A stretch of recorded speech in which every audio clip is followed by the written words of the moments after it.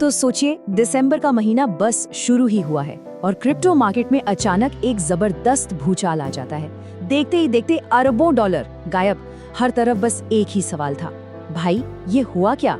चलिए आज इसी पूरी कहानी को परत दर परत समझते हैं। भूचाल, सच कहूँ तो यही एक शब्द है जो 1 दिसंबर को जो कुछ भी हुआ उसे ठीक से बयां कर सकता है।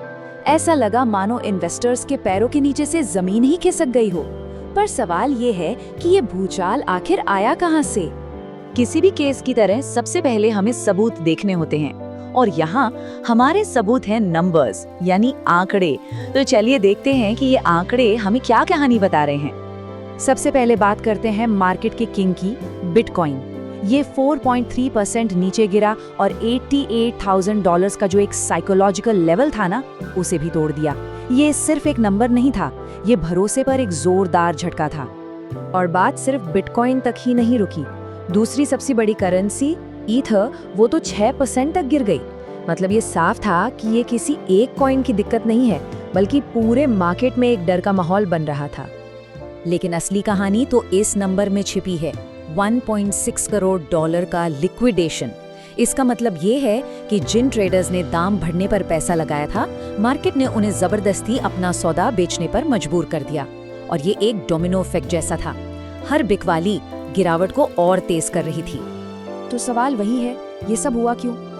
इसका जवाब ढूंढने के लिए ना हमें क्रिप्टो की दुनिया से थोड़ा बाहर निकलकर पूरी ग्लोबल इकोनॉमी को देखना पड़ेगा। पहला क्लू तो वहीं छिपा है। इसे ना एक रस्साकशी के खेल जैसा समझिए। एक तरफ है जापान, जो इंटरेस्ट रेट बढ़ाने के संकेत दे रहा है, जिससे निवेशक घबराए हुए हैं। और दूसरी तरफ है अमेरिका, जहां सबको उम्मीद है कि इंटरेस्ट रेट कम होंगे। अब जब दुनिया की दो बड़ी आर्थिक ताकतें अलग अलग दिशा में जोर लगाएंगी, तो क्रिप्टो जैसे मार्केट का हिलना तो तय है। और जैसा कि मुद्रेक्स के एक्सपर्ट अक्षत सिद्धांत भी कहते हैं, इस पूरे खेल में सबकी नजरें अमेरिकी फेडरल रिजर्व के चेयरमैन जेरोम पावेल पर हैं। उनके मुंह से निकला एक एक शब्द ये तय कर सकता है कि मार्केट ऊपर जाएगा या नीचे। लेकिन पूरी गलती सिर्फ बाहरी फैक्टर्स की नहीं है, कुछ दिक्कतें तो सिस्टम के अंदर, यानी क्रिप्टो की अपनी दुनिया में भी थी। तो चलिए अब मार्केट के अंदर झांक कर देखते हैं कि वहाँ क्या चल रहा था। देखिए, बाजार का एक सीधा सा नियम है, अगर बेचने वाले बहुत हैं और खरीदने वाला कोई नहीं, तो दाम तो गिरेंगे ही। और उस दिन बिल्कुल यही हुआ।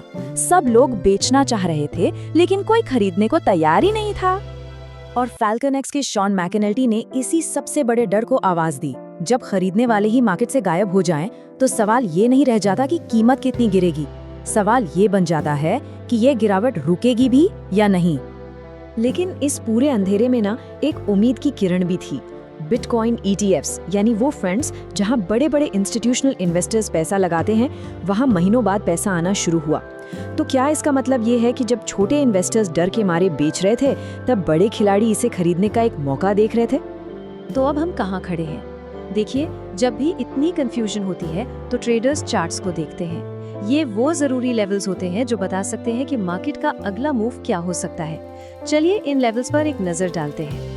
ये बिल्कुल डोमिनोज गिरने जैसा था। जैसे ही $90,994 का पहला जरूरी सपोर्ट लेवल टूटा, कीमत सीधा लुढ़क कर $87,000 पर आ गई।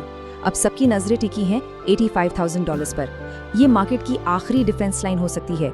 अगर ये भी टूटी तो हम अक्टूबर के सबसे निचले लेवल तक भी जा सकते हैं। तो कुल मिलाकर तस्वीर ये है कि मार्केट एक बहुत ही पतली रस्सी पर चल रहा है। एक तरफ है डर और गिरावट की गहरी खाई, और दूसरी तरफ है रिकवरी की उम्मीद। अब देखना ये है कि बाजार किस तरफ अपना कदम बढ़ाता है। तो आखिर इस वक्त मार्केट का सेंटिमेंट क्या कह रहा है? माहौल डर का है या फिर उम्मीद का? इस वक्त बाजार में दो तरह की सोच की लड़ाई चल रही है। एक तरफ है मंदी वाले बेयर्स, जो ग्लोबल इकोनॉमी के डर को देखकर कह रहे हैं कि मार्केट और गिरेगा, और दूसरी तरफ है तेजी वाले बुल्स, जो ETF में आ रहे पैसे को देखकर कह रहे हैं कि रिकवरी का टाइम आ गया है। और इस पूरी रस्साकशी का नतीजा वो तय होगा अमेरिका से आने वाले अगले आर्थिक आंकड़ों से। वही बताएंगे कि इस लड़ाई में डर जीतेगा या उम्मीद। तो सवाल ये है कि इस खींचतान का विजेता कौन होगा? फैसला जो भी हो, एक बात तो तय है, क्रिप्टो की दुनिया का अगला चैप्टर बहुत रोमांचक होने वाला है। निवेश बाजार के जोखिम के अधीन है।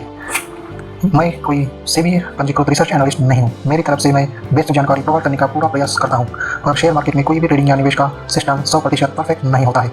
इस वीडियो में दिखाई गई जानकारी से आपको शेयर बाजार में 100% लाभ ही होगा, इसकी कोई गारंटी नहीं है। आपको इससे नुकसान भी उठाना पड़ सकता है। इस वीडियो में दिखाई गई जानकारी को सिर्फ एजुकेशनल पर्पज़ के लिए समझा जाए तथा इसमें बताई गई जानकारी का उपयोग स्वविवेक से करें। मैं इस वीडियो का निर्माता किसी भी नुकसान के लिए उत्तरदायी नहीं हूँ।